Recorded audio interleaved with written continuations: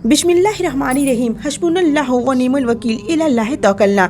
एक हदीस की मफहूम है कि हज़रत अब्दुल्लाह बिन अब्बास रज़ियल्लाहु ताला अन्हु रिवायत करते हैं कि जब हज़रत इब्राहीम अलैहिस्सलाम को नमरूद ने आग में डाला था तो आपने इस दुआ को पढ़ी थी और इसकी बरकत से आप आग से महफूज रहे। चुनांचा इस दुआ को आप हर मुसीबत में, गम में, दुख में, दर्द के वक्त में ज़्यादा से ज़्यादा पढ़ें, विर्द करें। फिर आप खुद अपनी आँखों से देखेंगे कैसे अल्लाह आपको गैब से मदद फरमाता है।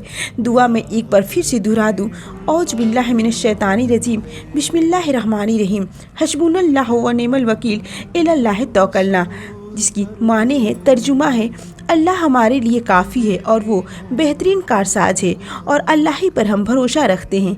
इस दुआ को आप लोग कसरत से पढ़िए, पूरे तवज्जो के साथ पढ़िए। फिर खुद आप अपनी आंखों से देखिए कैसे अल्लाह आपकी गैब से मदद फरमाता है। बेशक अल्लाह के जिक्र में बरकत है, रहमत है, फ़ायदे हैं। आप लोग पढ़ कर देखिए, इंशाअल्लाह आपके सारे गम, दुख, दर्द और सब परेशानियाँ दूर हो जाएगा इंशाअल्लाह। दिले मग़मूम को मसरूर कर दे।